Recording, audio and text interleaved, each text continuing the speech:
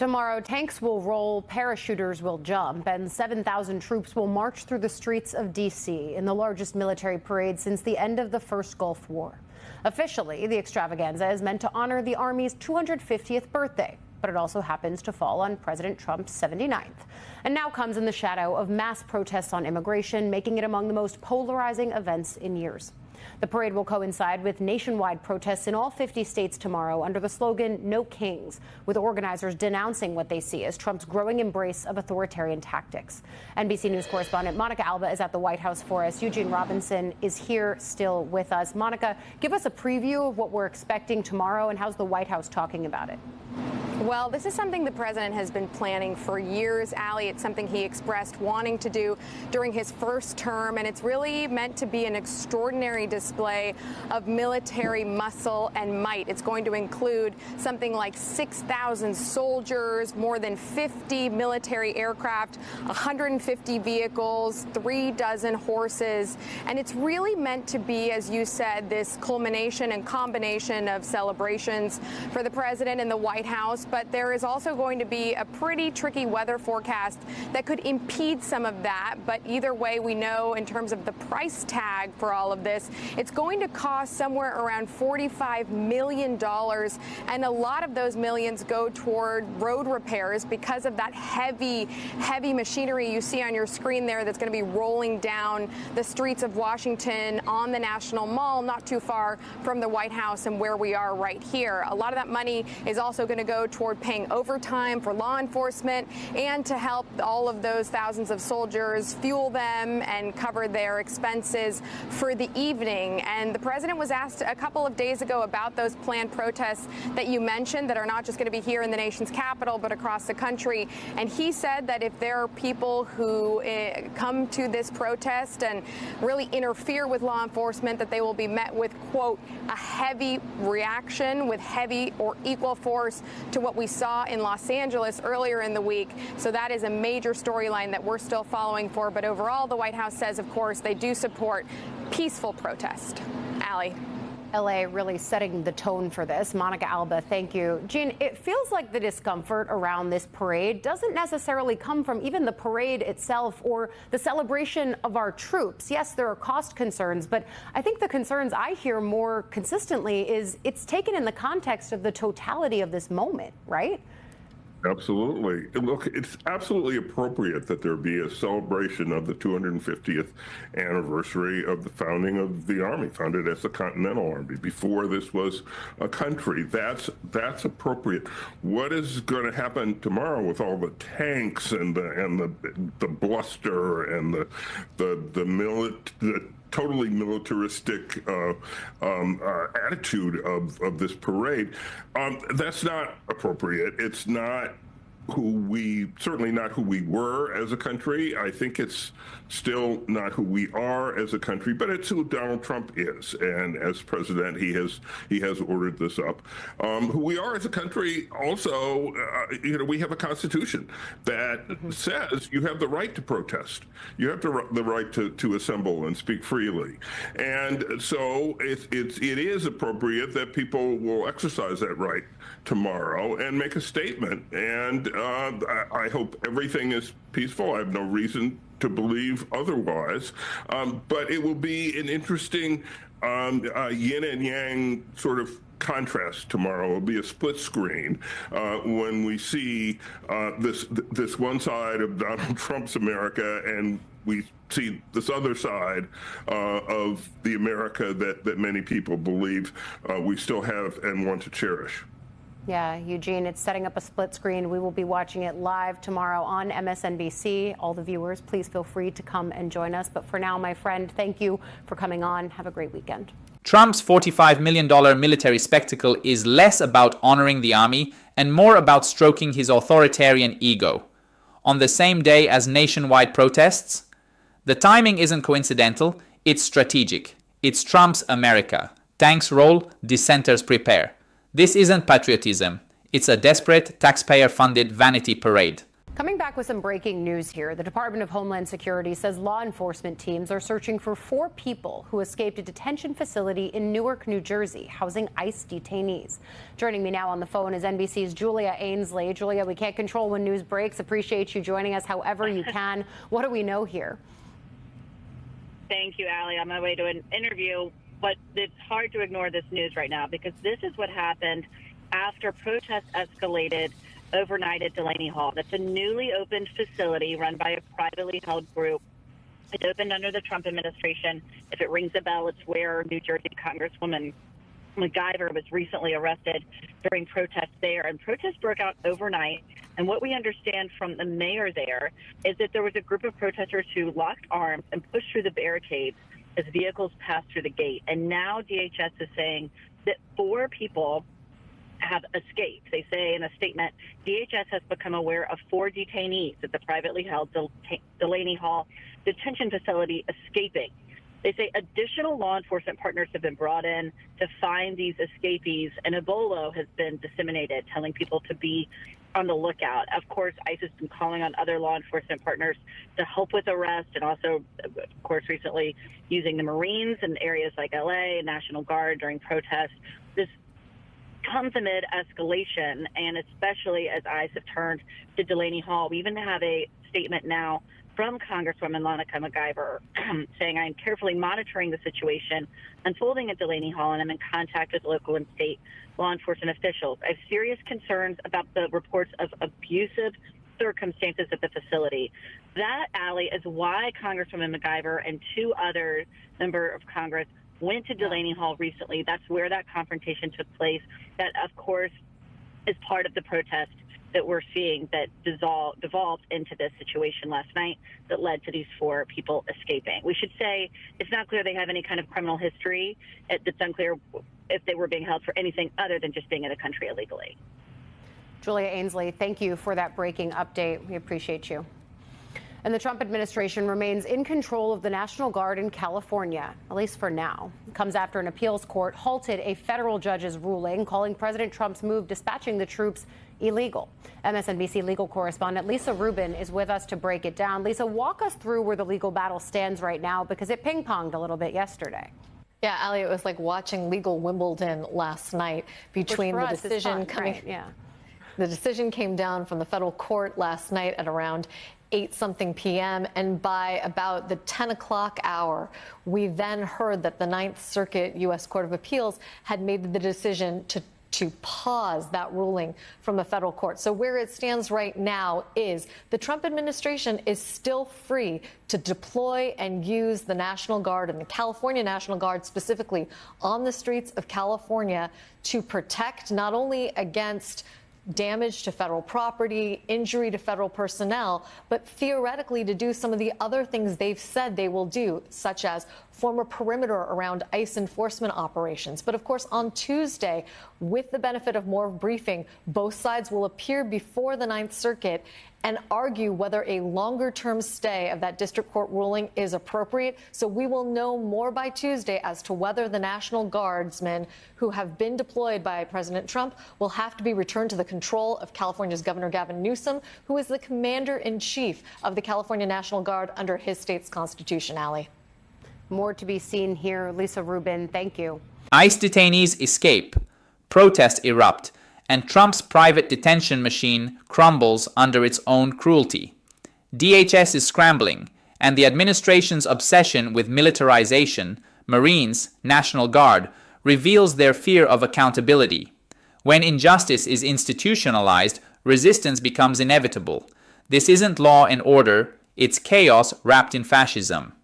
Good day. I'm Ali Vitale in for Chris Jansing. The courtroom clash over California. An appeals court says the president can keep control of the National Guard against the wishes of the governor. How the legal drama is impacting tensions on the streets of LA and elsewhere. Plus, eliminating an existential threat. Israel says the massive attack on Iran is just the first step as they try to wipe out Tehran's nuclear program once and for all. What President Trump just told NBC News about what comes next. And a split-screen show of force as the Army prepares to show off its military might with a major parade that's been on Trump's wish list. Protesters prepare to hit the streets in all 50 states. What does it say about where our country is right now?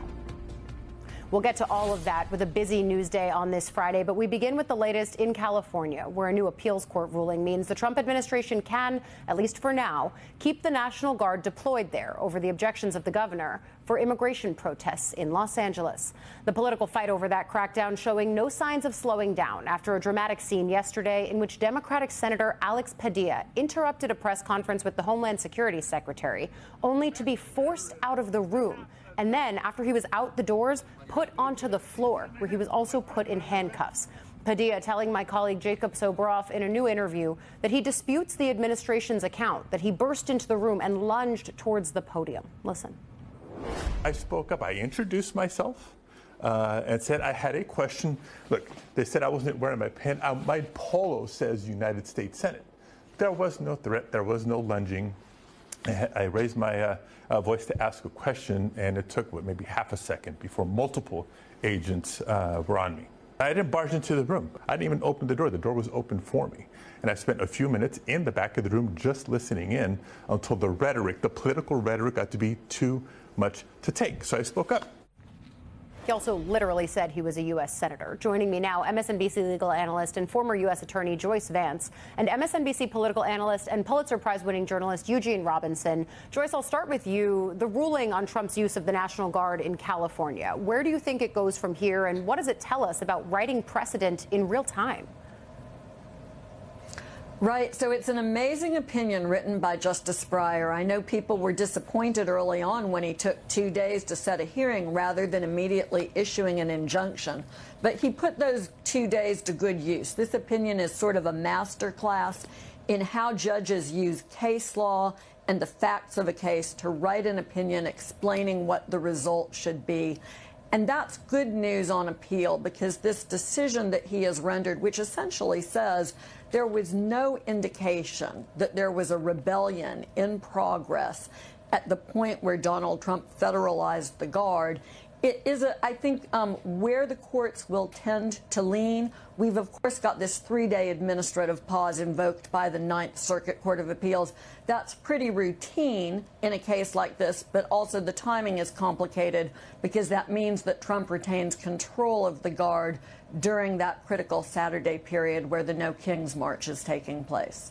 Yeah, so there's still more to watch unfold in the courts there. But Eugene, the president wasting no time hailing the court for its decision, posting this on Truth Social. He wrote, "The appeals court ruled last night that I can use the National Guard to keep our cities, in this case Los Angeles, safe. If I didn't send the military into L.A., that city would be burning to the ground," he says. "We saved L.A. Thank you for the decision." So does this only bolster the White House view that they are winning the politics of this moment here? Well, they clearly think they're winning the politics. I'm not sure that they are. To wrestle a U.S. senator to the ground and put him in handcuffs is not a good look for any administration.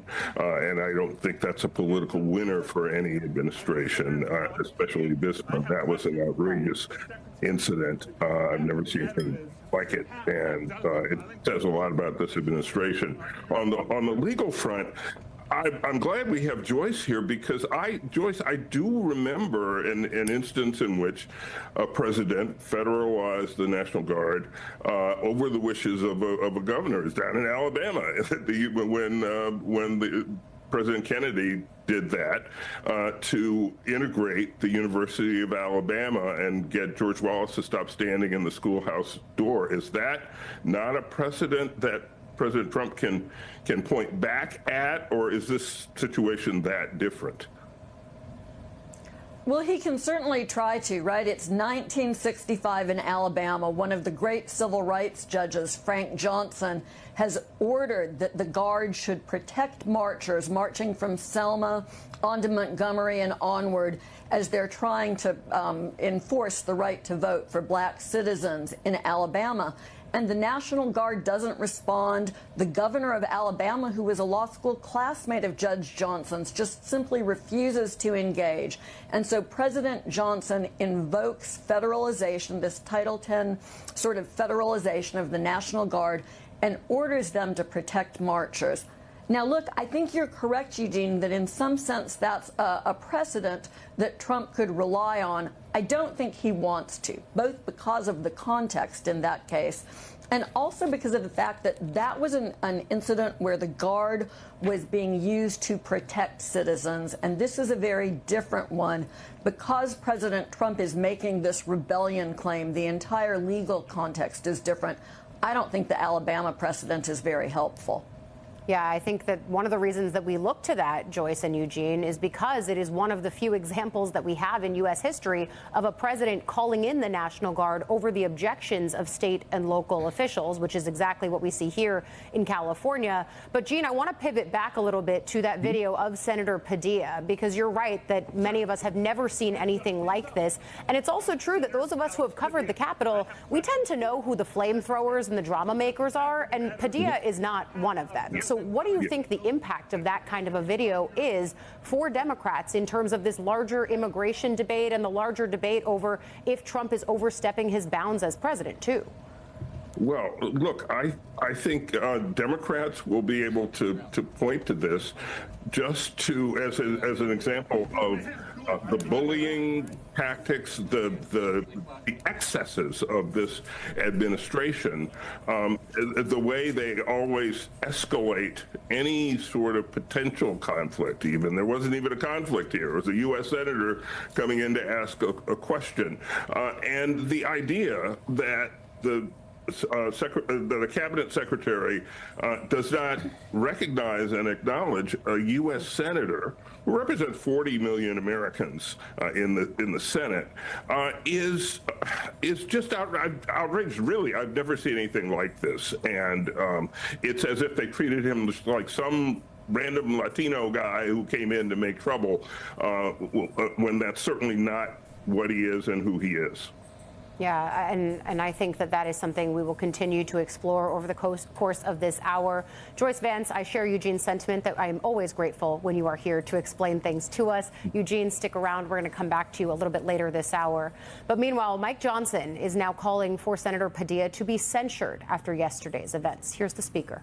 I think the senator's actions, my view is it was wildly inappropriate. You don't charge a sitting cabinet secretary, and everybody can draw their own conclusions. I think that behavior at a minimum is, it rises to the level of a censure. I think there needs to be a message sent by the body as a whole that is not what we are going to do. That's not how we're going to act.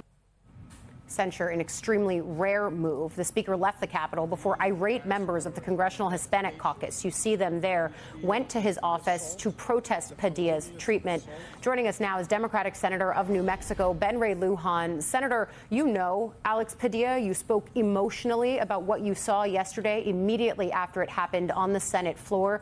Can you tell us your reflections now, 24 hours later? Ali, United States Senator Alex Padilla is a good person. And by the way, Alex Padilla is over 6 feet tall. He's represented California as Secretary of State on the city council.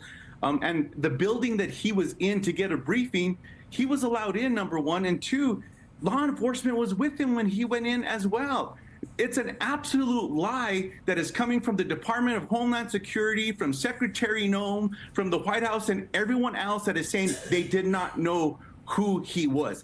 That's an absolute lie. And then, by the way, with Mike Johnson, the Speaker of the House, suggesting that action should be taken in the Senate, he needs to worry about cleaning up his own house. And when Mike Johnson's judgment is to leave Matt Gaetz and other people like him alone, it tells you where he is. But I'm not too worried about Mike Johnson. The American people are going to flip the House. Mike Johnson's not going to be Speaker for much longer, so I'm not going to worry about that. Let me just speak to the Senate and to decorum. What happened to Alex Padilla is an embarrassment to the United States. It should never be allowed. And when I went to the floor, my Senate Republican colleagues need to demand action, investigation, stand up to this president, say that that is not allowed. This is horrible. The lack of communication coming from my Republican colleagues. I'm not aware of anyone except for the courage of Lisa Murkowski, who has said something already. No one else has said a darn thing. It is not right. Not in the United States of America is the executive branch going to start throwing United States senators from the legislative branch of government, equal branches of government, on the ground to detain them and arrest them. This is ridiculous. Alex was there and he said, I'm going to ask a question. They know who he was. This is wrong at so many levels. The United States Senate should be more worried about the treatment of fellow colleagues than they worry about the color of liquid or water that people get to drink on the Senate floor, the clothes that people wear. Stand up and say something. What does it say, though, Senator, that they haven't? And where does it mean that this goes next? I'm very worried about the United States Senate and colleagues where we work with each other. We're friends. We talk to each other. Private conversations. There's not going to be one Republican senator that says what happened to Alex is wrong. I just hope they have the courage to speak up in public. That's where things need to be. This is a bad day for how the United States Senate will be able to work with one another. And like I said, my Republican Senate colleagues want to worry about more rules about how people dress on the floor, or if they can drink liquid milk or strawberry milk or some colored liquid, than they are about the treatment of folks. And by the way, these federal agents, these are the folks that are supposed to be help protecting elected leaders across America. These are the folks that are called in whenever there's a threat or things of that nature. Does this mean that all of my Senate Republican colleagues that have detail, that should go away? There needs to be a full investigation here. This is bad. This is precedent setting. And I certainly hope that the leadership of the Senate just look within, pray on it. That's what I told a couple of them last night. Pray on this and do the right thing. Speak up and say something. Your silence is damning right now. I'm glad you bring up the security piece of this, because I wonder if it changes the way that you're thinking about your own security posture. Look, Ali, I've been blessed, thank God, that I've not needed security detail. The Capitol Police officers, I've gotten to know them. You can ask them about this. I ask about families. We often joke about shoes and things of that nature. Yeah. Those are folks we get to work with every day, and they're good people. They're strong people. I trust them. Now, what happens when these federal agents come into the United States Capitol with all these cabinet secretaries, and if that's how they're going to start treating people in the United States Capitol? And what about everyday folks? What about regular people that are not elected or don't have some other force that might be able to support them? This is wrong. This is concerning for the American people. This is no way to be functioning and operating. But I just don't know how there's trust with any of these other folks that are federal agents right now with how these folks were allowed to operate. And by the way, they all had earpieces on. They were talking to each other. Where's that audio? That needs to be preserved and fully investigated as well. Well, there are 47 senators who caucus with Democrats alongside you. Is there any plan to do something collectively to protest Senator Padilla's treatment? Are there conversations happening between Schumer and Thune to potentially do something in bipartisan fashion here, despite the fact that there has really been a partisan response, predictably so, from both sides? I want to thank Senator Schumer yesterday, who was very quick with his responses and then went to the Senate floor. He was speaking right before I spoke on the Senate floor as well. My Democratic colleagues that were in Washington, D.C., not only did many of them go to the floor, but they also gathered on the front steps of the Capitol to bring attention to this. I spoke to floor staff yesterday and said something more needs to be done, whether it's resolution, asking for something, demanding something on the floor. I'm hoping that we hear from the leader of the United States Senate, the duly elected leader of the United States Senate, and Senator Thune, to say something on behalf of all senators. Let's make sure that we do something right. So I'm not certain what the next step is, but there are a lot of members that are speaking. And look, in the end, the kind of person that Senator Alex Padilla is, what he said after all of this nonsense, he said to, look, the folks across the country, please gather in a peaceful way. The kind of ways that Alex Padilla spoke to the American people after being treated that way just goes to show the character of this person, the character of this man. It's why people believe in him. It's why people across the aisle respect him. I just hope that everyone has the courage and the backbone to do what's right here and speak up and tell the President of the United States, Secretary Noem, who, by the way, should step down. This is ridiculous, and she continues to lie about this incident. This is wrong.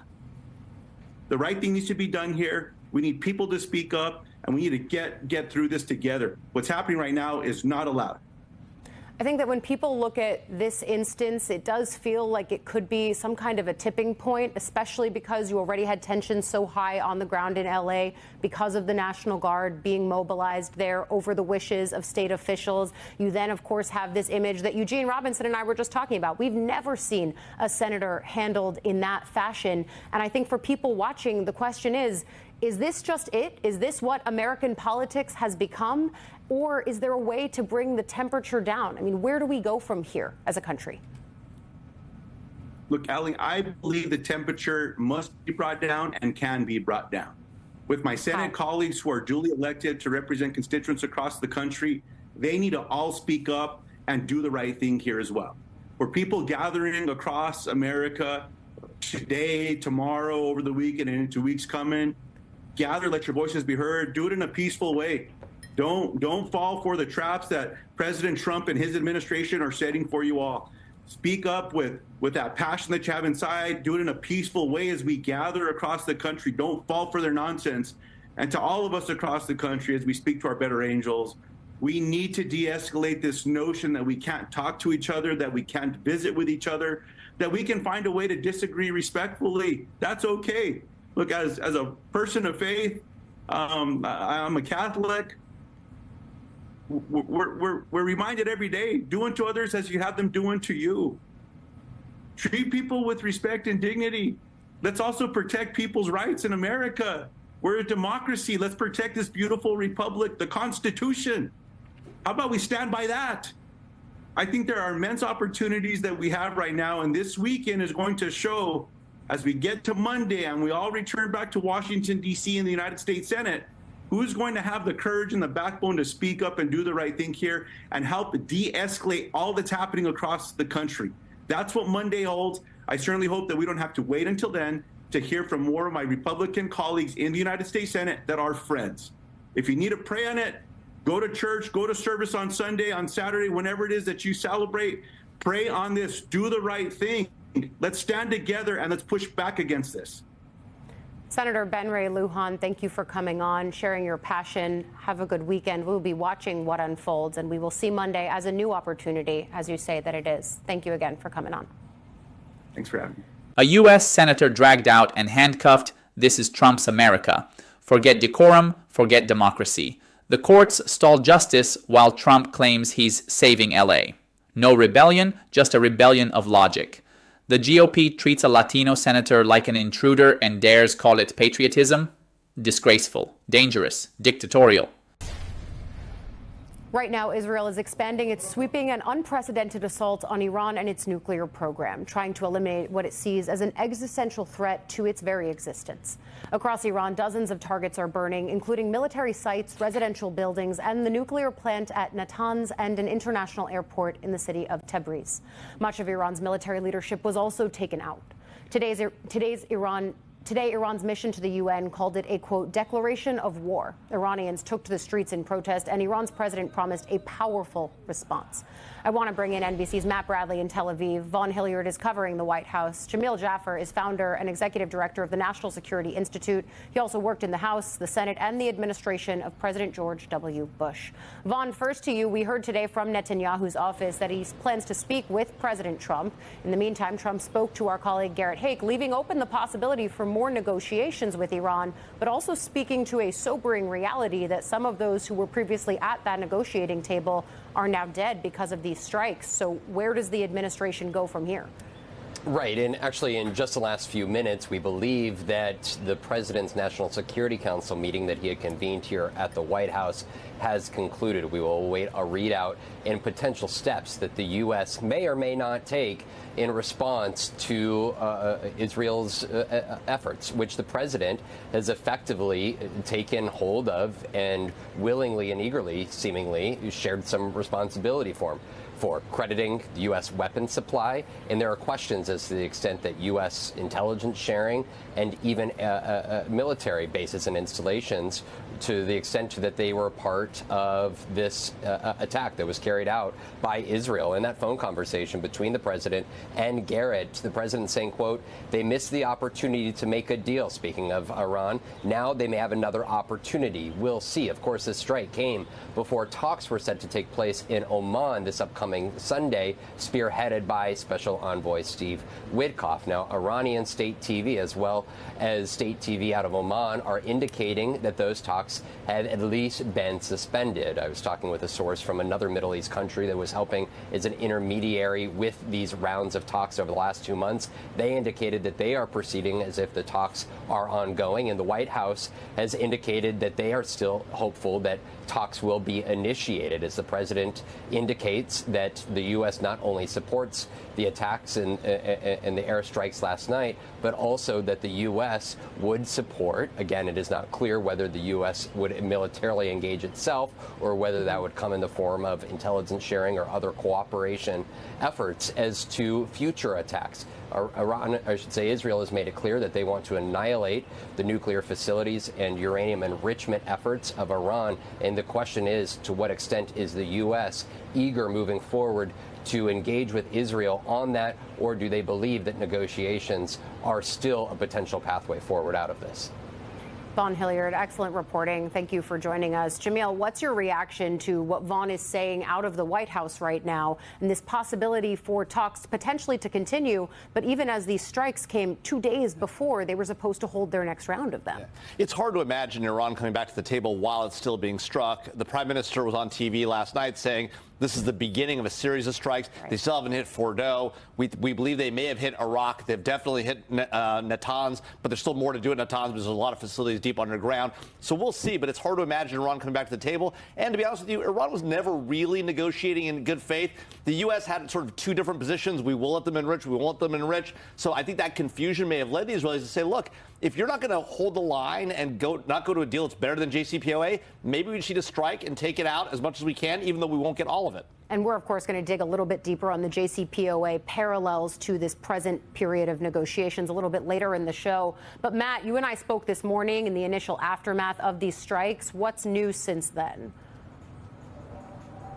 Well, actually, what we have finally from the Iranians is some sort of death toll. Now, they said that 78 people had died, 329 were injured. This, along with, as we've heard, those three top generals, top commanders of the Iranian Revolutionary Guard, and 5 important nuclear physicists at universities in Iran. So that was a decapitating move by the Israelis. But as we just heard, there's a big Fordow-shaped hole in this operation. So far, we haven't actually seen the Israelis strike what is the major nuclear enrichment site, which is buried deep inside mountains in Iran. Instead, they hit the Natanz facility. But this is an ongoing operation, and we're still seeing this moving. We're still hearing of new cities, new sites that the Israelis say they are targeting. We've been hearing from Israeli leaders all day. They are basically, absolutely just overjoyed with the success of this operation so far. And it looks as though what we're hearing is that this is just going to continue, perhaps for days and days longer. The Iranians say that they're going to retaliate. We keep hearing this angry, bellicose language from them. But I got to say, Ali, let's look at what they have left. Their military leadership is out. We heard from the Israelis that they managed to destroy almost all of the top-level Air Force commanders for the Iranian Revolutionary Guard in one strike. They were all meeting in one room underground. So all of those generals are gone. Those 3 top generals I mentioned are gone. 5 major nuclear physicists are gone. Now, in the past year and a half, Israel has destroyed many of Iran's proxies throughout the region. Hezbollah in Lebanon, Hamas in the Gaza Strip. The Syrian regime of Bashar al-Assad has fallen. That was a huge benefit to the Iranian regime to get weapons across into proximity with Israel. They really don't have much left in terms of their ability to retaliate. But this country, Israel, is still waiting for the other shoe to drop. Now, we've been talking about the people, they look as though they're ready for something. They're ready for, hospitals are getting prepared for mass casualty events. We're seeing them moving patients down underground in preparation for airstrikes. But the fact is, it's unclear whether or not Iran has the capability to inflict much damage anymore. Matt Bradley, a long day for you, but you are tireless, my friend. Thank you for your reporting. Jamil, final question to you as Matt brings us into the dynamics of the region there, the ways that it's changed even just over the last few months. I think the question now that many are wondering is this something that is going to remain an isolated incident, even if it is a few days more of strikes? Or is this something that could explode into a much larger conflict in the region? Well, this is exactly the right question. I don't think anybody knows the answer, right? The question is, what capabilities does Iran still have after their air defenses have been taken out, after their proxies in Syria, Hezbollah, the Syrian leadership, Hamas, everyone's been sort of, taken out. And so the real question is, what can they do back? They want to respond. They're going to have to respond. Yeah. But 100 drones from last night, that's almost nothing. And so we'll see what they're able to mount. Now, what they might do is they might go and try and go abroad and try to get aggressive with their other proxies, Palestinian Islamic Jihad. We know, for example, they tried to target American leaders who killed Qasem Soleimani. They've been going after them, and President Trump pulled the security for 3 American leaders in his own administration. Including John Bolton, Brian Hook, others. If they go after those guys, that could be really damaging to the United States' credibility. I think we should restore that protection right away. That's actually a very good point to bring into this conversation as we consider what the retaliation might look like. You've seen the Secretary of State say, urging Iran restraint in regards to the U.S., making clear that while the U.S. was aware of this operation, they were not involved themselves. Jamil Jaffer, thank you for bringing your expertise to us. Netanyahu and Trump team up for a geopolitical firestorm, a preemptive strike timed to crush diplomacy and embolden military aggression. Talks postponed, lives lost, and Trump shrugs it off with a smirk and a soundbite. This isn't foreign policy. It's political arson wrapped in nationalism. The world deserves better leadership. Welcome back. Israeli Prime Minister Benjamin Netanyahu addressing an anxious country in a televised address, saying they're prepared to fight Iran for as long as necessary. We struck at the heart of Iran's nuclear enrichment program. We struck at the heart of Iran's nuclear weaponization program. We targeted Iran's main enrichment facility in Natanz. We targeted Iran's leading nuclear scientists working on the Iranian bomb. This operation will continue for as many days as it takes to remove this threat. I want to bring in now former Secretary of Defense and former Director of the CIA, Leon Panetta. Secretary, back in 2018, you told our sister network CNBC that if Iran restored its nuclear program, a military response could be the only option. So Israel's just taken that step. So what now, militarily and for future negotiations?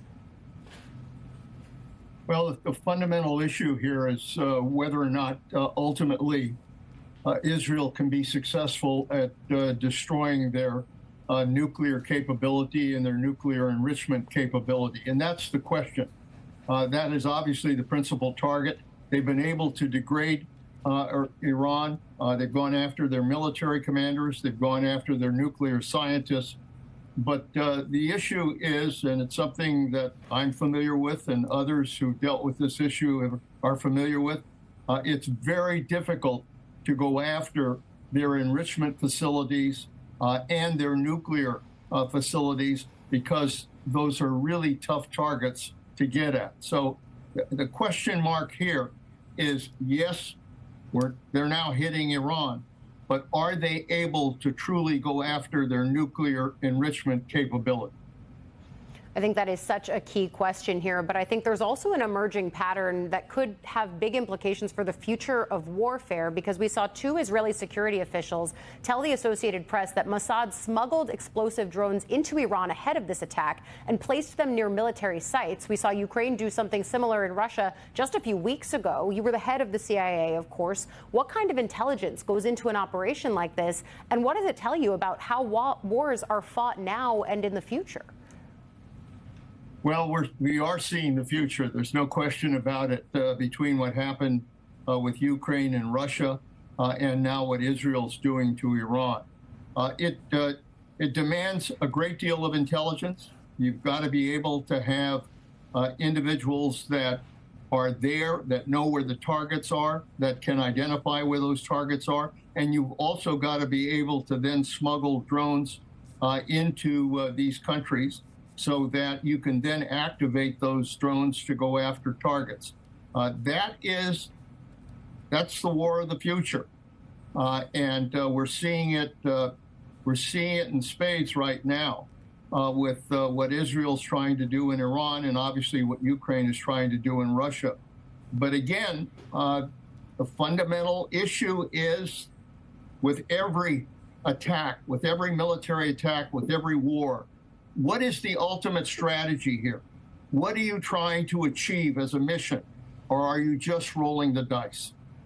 Yeah, and it's been clear in the way that Israel is talking, at least about this latest wave of strikes, that their goal here is to decapitate the nuclear program within Iran. You present the issues and why there are barriers potentially to that. But the other side of this equation is the role of the United States. You've been in the Situation Room countless times. I wonder if you can give us a sense of the kinds of information that the president could be receiving during, after an attack like this, and also the conversations taking place behind the scenes to make sure that the U.S. isn't drawn further into this fight.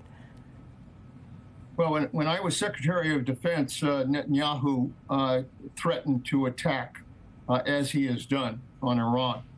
And President Obama was very concerned about that. I met with the defense minister of Israel, Barak, and I indicated to him that while they could attack Iran, they could not really be successful at going after their nuclear capability. They just didn't have the weapons to be able to penetrate. We did. The United States did. And so it was much better to work with the United States in trying to make sure that Iran does not achieve a nuclear weapon. And eventually, Netanyahu backed off and did not take that strike. They've now done that. So the question now is what is the United States trying to do in order to try to advance some kind of peaceful solution here? President Trump obviously was negotiating with Iran. They weren't making very good progress. Now, with the war having broken out, with these attacks that have taken place, I think the chances for negotiations have pretty much collapsed. So how does the United States now pick up the pieces and try to get the players back to the negotiating table? I think that is going to be a very difficult task. Yeah, and those are certainly the key questions that we'll be asking of top officials within the White House as the hours and days progress here. For now, former Defense Secretary Leon Panetta, thank you for your time this Friday. Thank you, Ali. Netanyahu boasts of targeting Iran's nuclear brain trust, but Leon Panetta warns this is just the opening act of chaos. Drones, deep bunkers, and murky endgames. America is once again caught between diplomacy and destruction. And under Trump, we're gambling with global security to feed a political legacy. Airports in Israel, Iran, and multiple Middle East countries are closed right now as the world waits for what Tehran vows will be a powerful response to the unprecedented Israeli attack.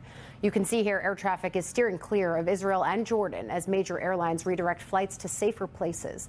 I want to bring in Noga Tarnopolsky, an independent journalist who's currently in Jerusalem. Noga, you and I spoke earlier this morning in the immediate aftermath of these strikes. We've since heard from our reporters on the ground about the preemptive posture that the Israelis are preparing, their hospitals preparing for mass casualty events, for example. But I want to also bring in the political side of this conversation, because Netanyahu is under all kinds of pressure from hostage families, from the courts, from far-right members of his own coalition. What does this attack on Iran mean for him?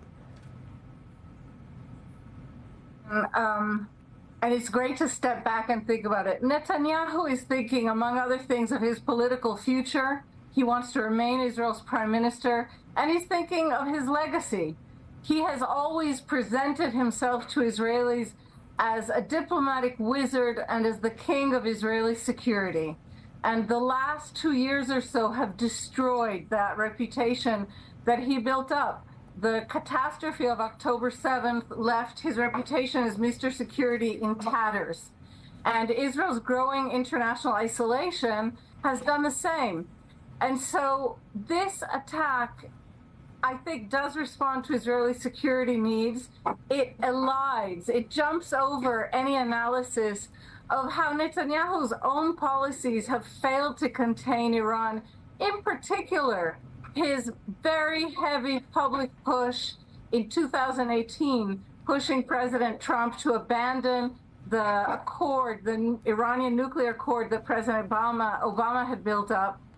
How his own policies have led Israel to this point. And so far today, he really appears to be close to euphoric with the success and the precision of the Israeli attack against Iran. With the timing of it, he went out of his way in his most recent statement to Israelis to explain that this is not in any way related to the non-confidence vote he almost lost 2 days ago, that this was planned for April, he's really appears to be, he's found his mojo again. And I think that that is a very important angle to this entire incident that is still underway today.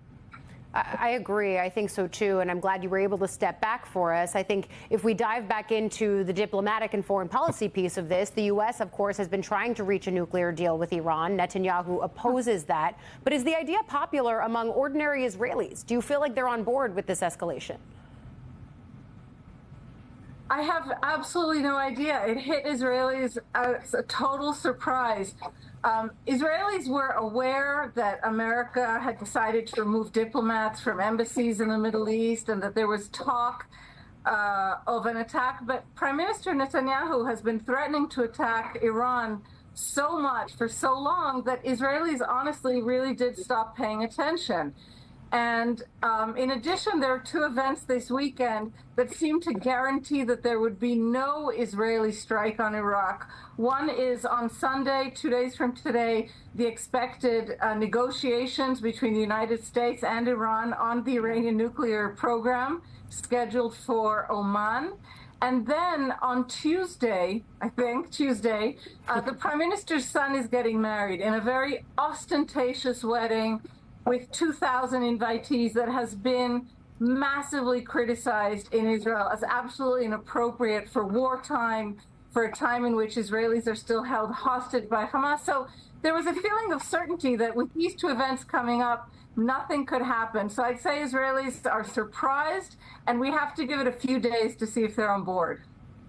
Noga Tarnopolsky, I've really appreciated your reporting this morning on my show, Way Too Early, and now here. Thank you so much. Airports shuttered, airspace closed. Netanyahu basks in the glow of war while Israel braces for the blowback. His poll numbers may rise, but so will the body count. This isn't about safety, it's political theater.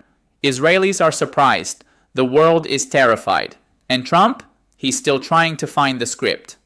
Good to be back with you on this second hour of Chris Jansing Reports. I'm Ali Vitali in for Chris. Now the world waits. What's in Iran's arsenal for a response to Israel's aggressive strikes that tore through Tehran, damaging nuclear sites and killing top commanders? And how could the U.S. respond now that Iran says the U.S. also has blood on its hands? Plus, what we know about 4 people now on the run after breaking out of an ICE detention facility in Newark, New Jersey. The search underway right now to find them. And flooding the zone, the promise made by Trump's border czar, setting off a whole new wave of panic, not only in communities across the country, but small businesses too. I'll talk to one industry leader sounding the alarm. But we begin this newsy hour with the world on a knife's edge. Tensions reaching new heights today after Israel unleashed a series of aggressive strikes on Iran overnight, and this morning with the goal of rattling the country and wiping out its nuclear program. And now, according to Iran state media, Iran's foreign minister is pointing a finger at the United States, saying Israel couldn't have carried out the attacks without the U.S.'s approval. U.S. officials, however, stressing that the U.S. played no role in those strikes. President Trump is expected to speak with the Israeli prime minister today as Netanyahu vows Israel isn't done until the nuclear threat in Iran is eliminated. This operation will continue for as many days as it takes to remove this threat. People in Iran are taking to the streets, protesting against Israel as Iran's president vowed to make Israel, quote, regret its foolish actions. The IDF said Iran has already launched more than 100 drones towards Israel in response. And as fears mount about what could be next, the UN's nuclear watchdog has a clear message. Don't make this worse. I call on all parties to exercise maximum restraint to avoid further escalation. I reiterate that any military action that jeopardizes the safety and security of nuclear facilities risks grave consequences for the people of Iran, the region, and beyond. Joining us now, NBC News Chief International Correspondent Kier Simmons and NBC News Senior National Security Correspondent Courtney Kuby. Kier, Iran says that the country will respond to Israel in a, quote, decisive and proportional way. That doesn't sound like the temperature here is getting turned down anytime soon.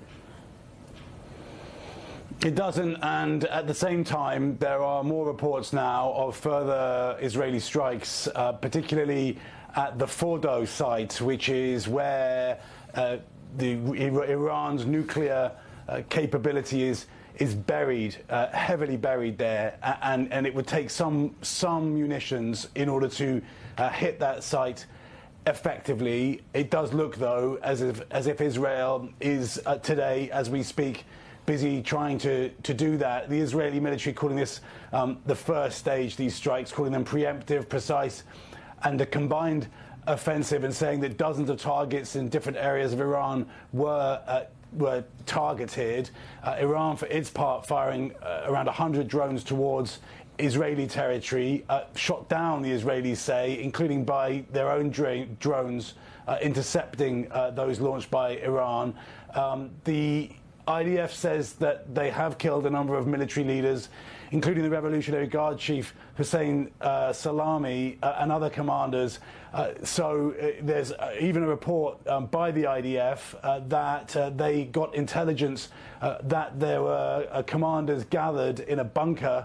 So it does look as if this was another intelligence-led operation by the Israelis, that there may have been multiple reasons for the timing.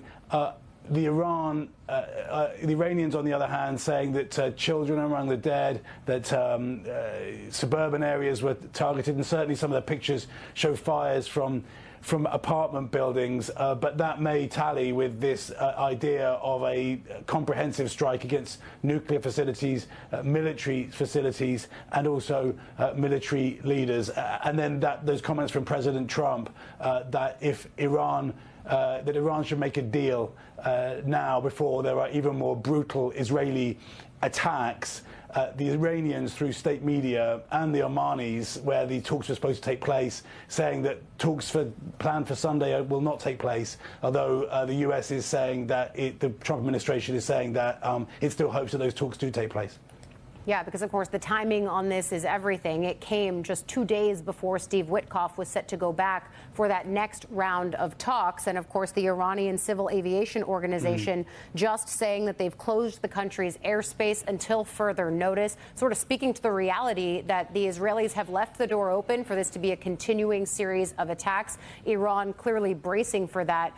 But, Courtney, separately, Iran's foreign minister saying the U.S. is also to blame here, even as the Secretary of State and others have tried to say, hey, we had no part in this strike. But is retaliation towards the U.S. on the table here, and how are folks at the Pentagon and other entities preparing for that?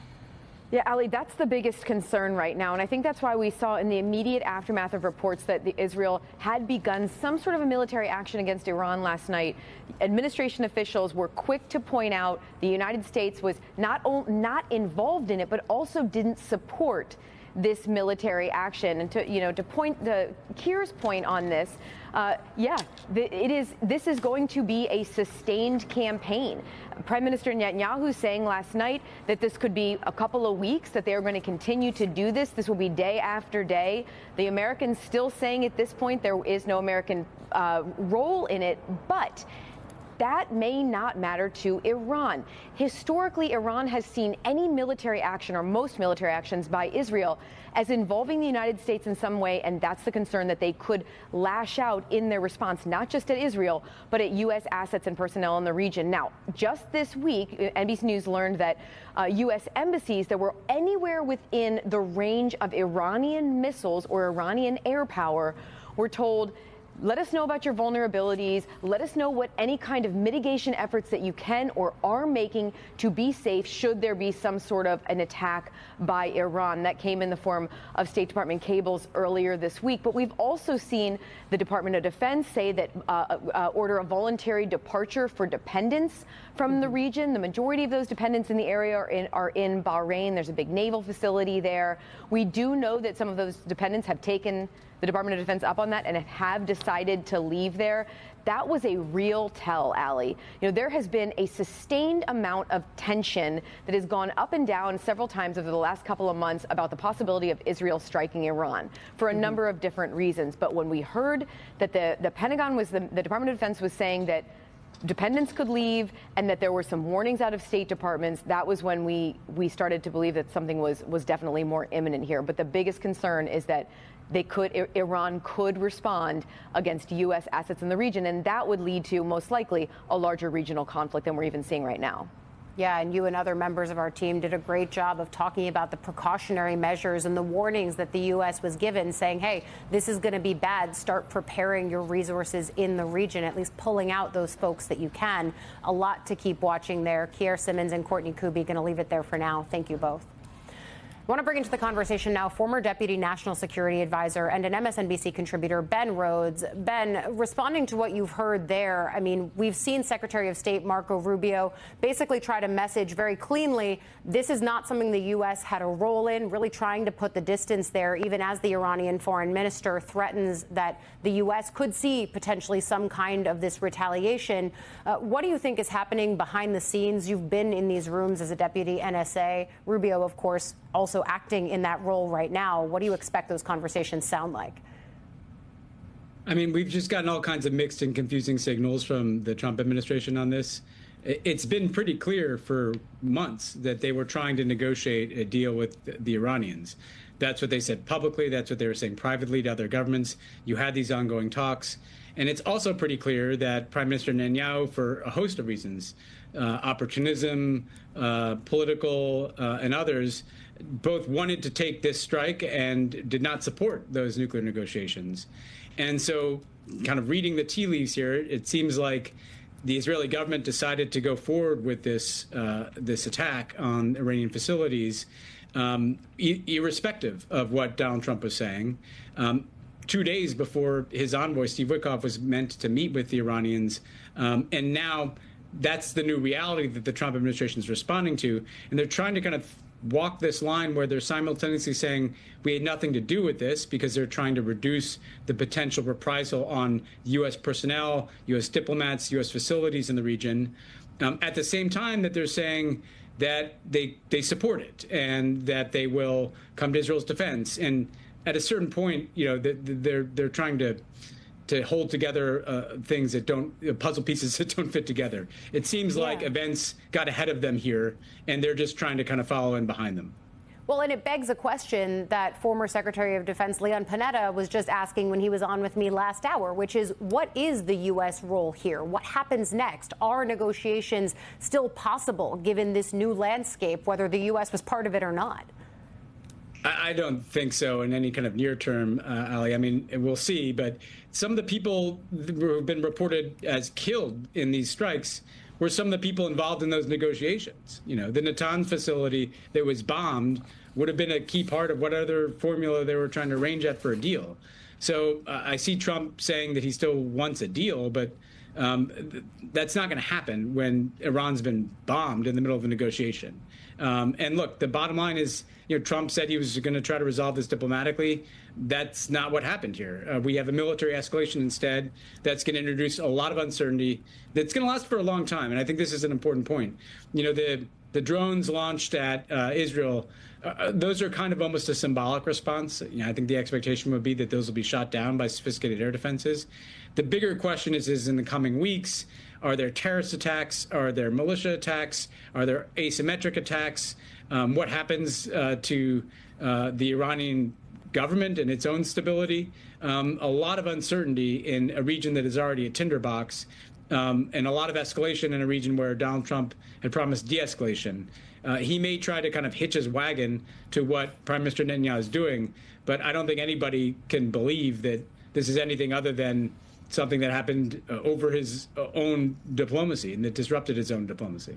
Yeah, and I think that's an important point for us to seize on here, right? Because Netanyahu has wanted to mount this kind of a strike in the past and been deterred, for example, by President Obama. Now you have some Democrats seizing on the fact that this happened despite Trump's best efforts at diplomacy and despite his clear wishes for Israel not to escalate the situation. So do you think that this says something larger about the way that the U.S. is being perceived as a power player or not on the world stage?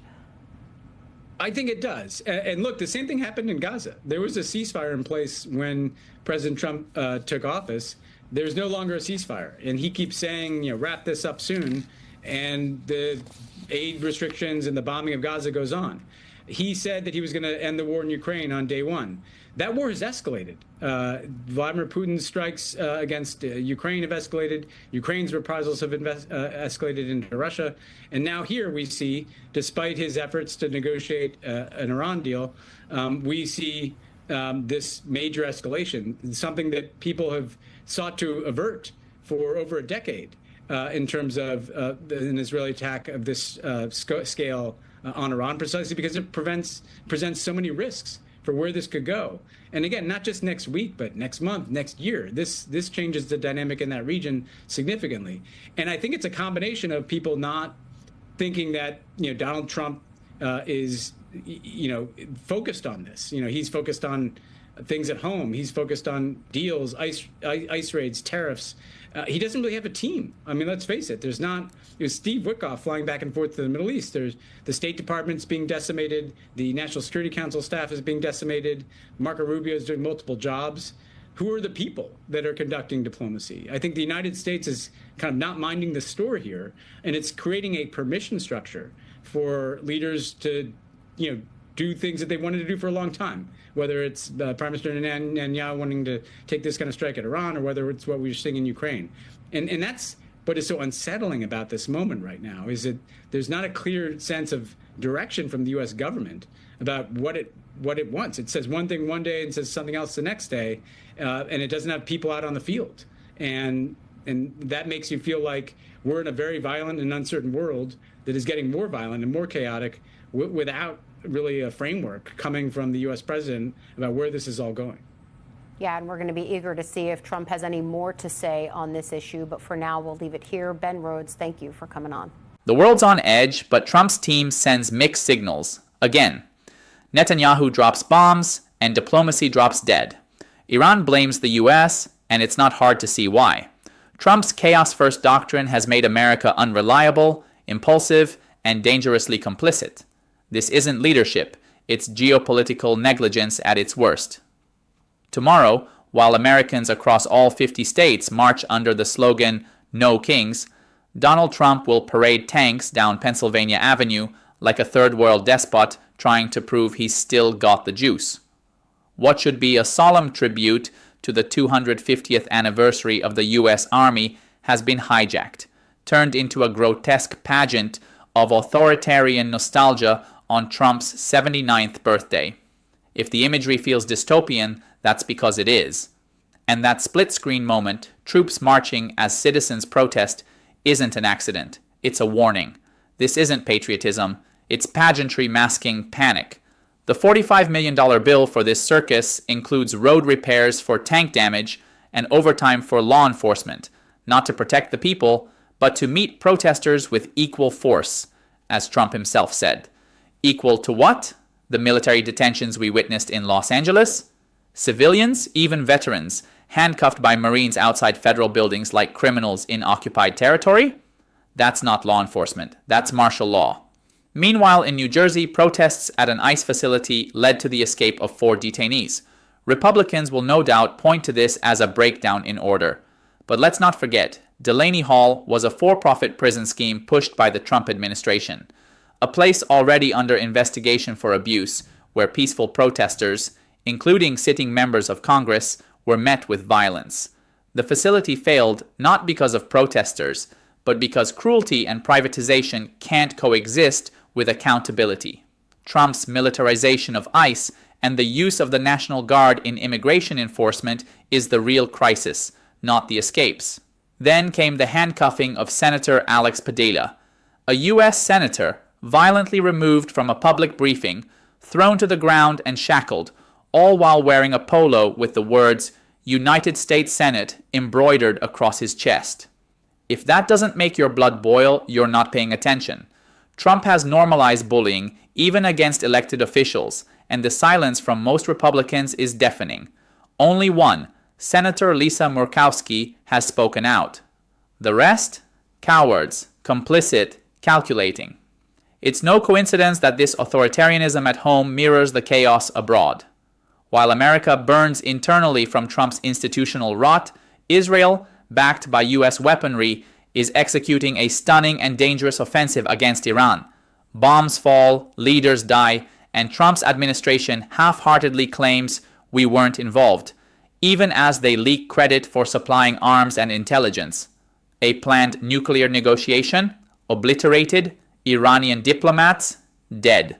And Trump, true to form, blames Iran for missing their chance, while throwing gasoline on a regional powder keg. Let's be crystal clear, Trump is not de-escalating. He is not negotiating. He is not leading. He is throwing matches into oil fields, both foreign and domestic.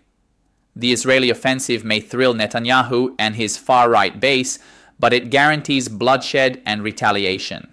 And when Iran strikes back, as it has promised to do, guess who gets dragged further into another endless war? The American people. The parallels are undeniable.